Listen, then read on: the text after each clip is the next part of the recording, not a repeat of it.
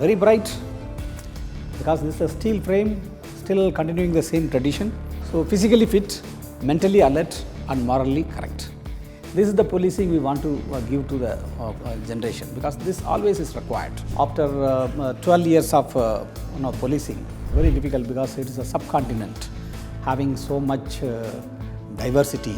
At the same time should do effective policing to control all the divisive forces. The requirements of different states and all, how to accommodate and how to adapt, that's the most important thing. That tactics and technique we just inculcate in the minds of the young police officers.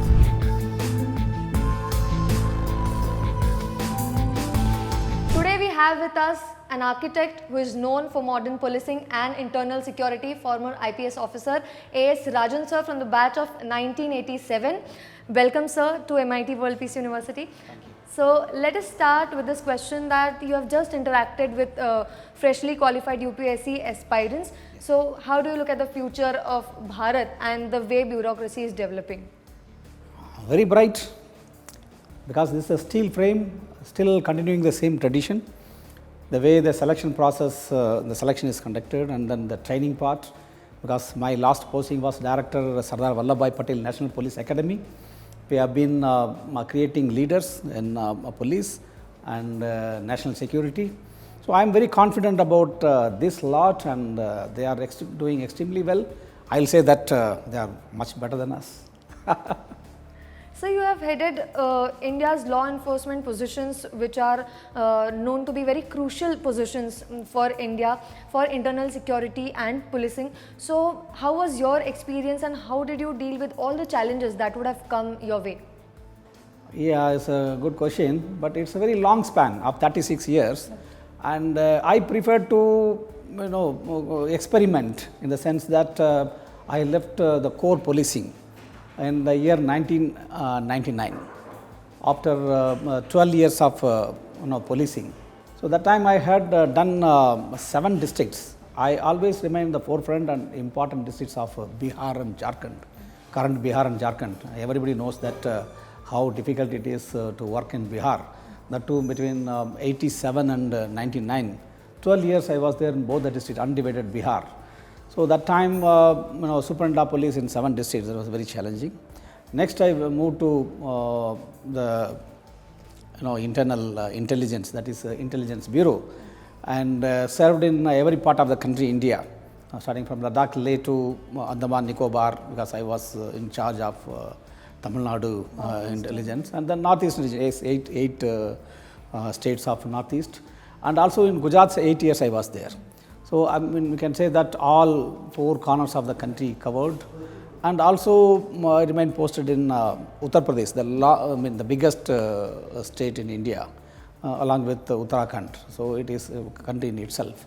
So that is second part, and very fortunately I had one assignment in London, in the High Commission of India, as Minister Coordination, very crucial post. So 4 years I had the experience of international that coordination, especially policing, law enforcement and internal security. So that was one part. And the last part, every IPS officer's desire to be heading the training institution where we put on the uniform. We are removing the uniform. That is very important, and one should be very proud of. I headed that, and then happened to train partially 3 batches of 2020, that is called Corona batch, and 2021 and 22. So 3 batches I could train. Then 23 I retired, still contributing wherever is possible towards strengthening the internal security, national security mechanism. And like your university, I am pretty impressed with the subjects you are dealing with, especially the governance, and then related issues, law, and then politics, and creating new leaders. I heard that the products from here, they become public representatives and all. MIT School of Government. Yeah, that is superb. That is that is very dear to my heart, because in 25 years of in intelligence, been doing that work only, the political analysis and all, how the Indian democracy is evolving. So we should be very, very proud of Indian democracy, and our political leaders, all said and done, they have done the country all good things. That's why we are in this kind of position, number 3 in the world And if you see the surrounding, nowhere democracy is having that kind of, we can say, in neighboring countries. We are continuing with the, democracy, and those who study political science, they study three democracies. One is the most powerful democracy is USA, and the oldest democracy, that is UK, and the largest democracy, that is India. So that way we should be very proud of our democratic setup. Within that limits, the bureaucrats have to function, and without allowing them to cross, at the same time serving their requirements also. Yes. So as we talk of Bharat, it has vast demography and also geography, and every state or every part of the country has different challenges. So you have been known for combating terrorism or insurgency, or there are some communal pockets. So whenever you are dealing with such challenges, what goes behind the process and how do you deal with it differently? Because challenges may be different, but they are equally difficult in terrains or the geographies. That is true. Yeah, it's very difficult because it is a subcontinent having so much diversity. So the requirement, the sentiments, we should not offend their sentiments. At the same time, should do effective policing to control all the divisive forces and keeping the country integrated together. That's a big challenge. I'll always say that the police has crossed that crime control and law and order, maintaining law and order, that main focus. Now the police is doing a tremendously good job of national security. So I'll say that our intelligence setup, which is older than many countries, because you will be surprised to know, our intelligence is older than the British intelligence, MI5, MI6 and all. It was created in the year 1887. So that time onwards is a continuous flow, of understanding the geography and then demography, and that time it's a huge India, it's neighboring countries and all together. So 1887, that time onwards this system is evolved. So when we are facing the challenges to the national security, we are having a reservoir of information gathered over a period of long time, century, more than century and all. So that gives the background. With that, we are standing on the shoulders of our seniors, those who served the country and retired. So from their shoulders, we are having a better view. At the same time, we are offering our shoulders to the new generation so that they can see the world better. That is how we are managing the challenges. So you have done remarkable work in Ministry of Home Affairs and Foreign Affairs, and you have been known to forging ties with US, UK or Germany. Tell us about that experience. Actually, we have kind of, as I mentioned, during our postings, we happen to interact on regular basis with the counterparts there. That was during the UK time. Other than that, other works and all, it is connected with a particular job. So we did work together. It was beautiful. In fact, at that point in time when we went there, and they had advanced technology which they taught, but at the same time the caveat will come that you are partners, not that we are training you or something like that. So we were dealing with them on equal footing, and our knowledge, as I mentioned, that we have tremendous reservoir of information intelligence inputs and all. So it is helping both the ways. As equal partners, we were doing very well. Yes, and it yielded good results for both the countries. So when I was reading about you, I couldn't stop referring websites because your career span is too long and you have a lot of achievements to your cap. So I also want to ask, when you are leading in different positions, may it be Director General of Police or heading Police Academy, or when you are a part of anti-terrorism squad, so every role demands specific approach. So what's that? Because may it be insurgency or terrorism or communal riots or organized crimes, they're different, they need different planning, sort of planning and execution. So what's that? Yes, here is our strength of the training. I'll say that when we were trained in academy 38 years back, so many years back, That time itself the standard was extremely good. You will see that whatever is inculcated during the training period, that comes a long way. We take the training to the graves. That's most of the officers we see, the values given during the academy days. That is why during my time in the academy also I know the value and how much it can take the officers. So we try to inculcate every aspect of it, the urban policing, the rural policing, that is India and Bharat, and similarly the requirements of different states and all, how to accommodate and how to adapt. That is the most important thing. Anything which requires this kind of meeting the challenges, one should be adapting. That tactics and technique we just inculcate in the minds of the young police officers, and that is the case with other academies also. If you see, our training centers are absolutely amazing. In fact, we came for prize with many international police organizations, and there are many countries already. When we were training IPS officers, 4 countries officers were also trained with them, along with them: Mauritius, Maldives, Nepal and Bhutan. And besides, there are many countries they want to train with us, and we have certain forum for policing difficult areas. For that we have groups in which more countries they join, and to the extent that even US was admiring that how a kind of uniformity is brought in such a kind of big police force, which is giving safety and security to something like 1.4 billion people. So that is the thing which every country wants to know, that the bedrock, we can say that the fulcrum of entire thing is that Indian police service, where the training is important from the National Police Academy. Yes. So, contributing to nation through these leading positions is a one kind of contribution, and on the other hand, when you're leading policing academy and when you introduce several innovative subjects like cyber security or nuclear security, at that time both of them are very different kind of contributions. So one is that you are taking certain decisions and you are achieving few things newly. On the other hand, you are molding future generations.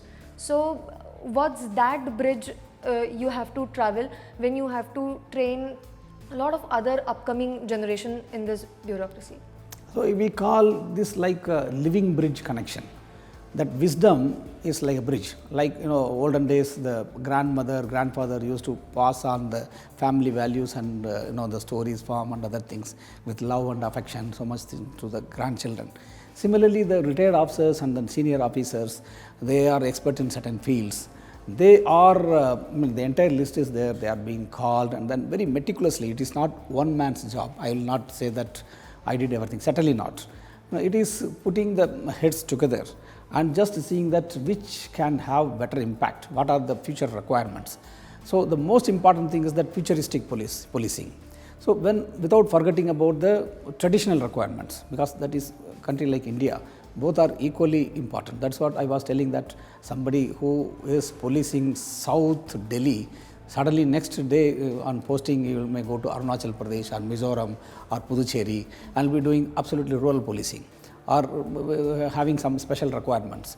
So that kind of adaptability will be there. So that is what we try to do. So anything more you want in this aspect? Yeah. No.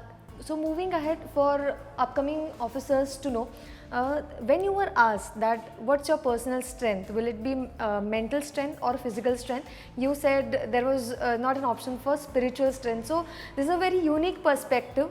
What was the thought behind that when you said a spiritual strength is something which is very dear to you? So physically fit, mentally alert and morally correct. This is the policing we want to give to the generation, because this always is required.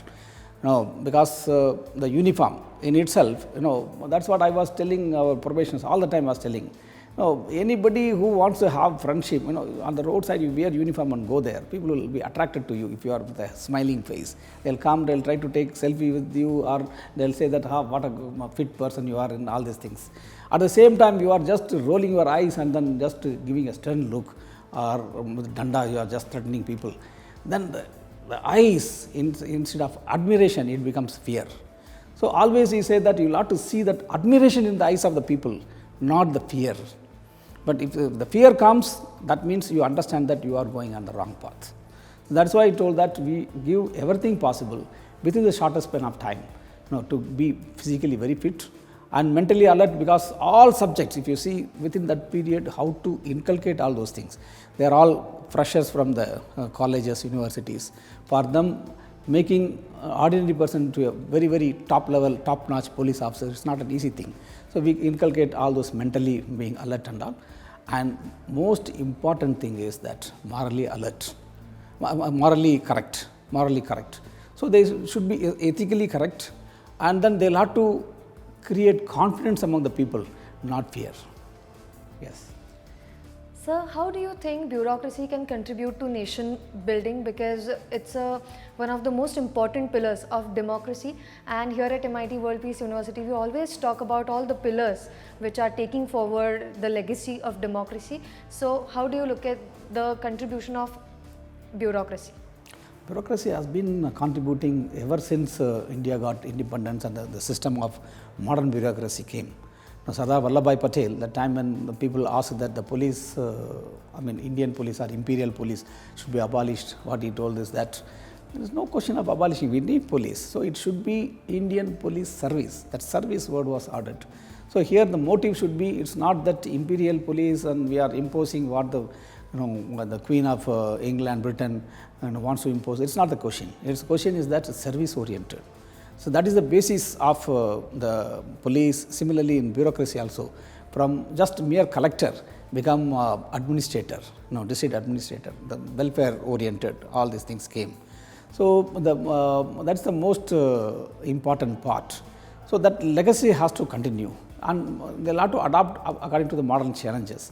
Modern challenge wise, I will say that the misinformation, disinformation, and then various formats of scams, and then financial, can we say, financial irregularities, all these things are coming. So the police needs to do the hard work, and besides all other bureaucratic organizations. Because earlier, if you see, the world equation also changed from geographical to economic. Now the economy is the most important part, and we are big power because of the economic strength. So services like revenue service, it's not the collector or IAS collecting revenue more, the more revenue is collected with IRS. Similarly, if you see audit and account service, every service of the civil services, they have got their importance, they leave their mark. The postal service, now they become like a bank, they do all the banking works. So they evolve and then they add strength to the steel frame, what we call the steel frame. So we should be very proud of our civil services, because that is broken, the country is broken. Because that is compromised, the country's security is compromised.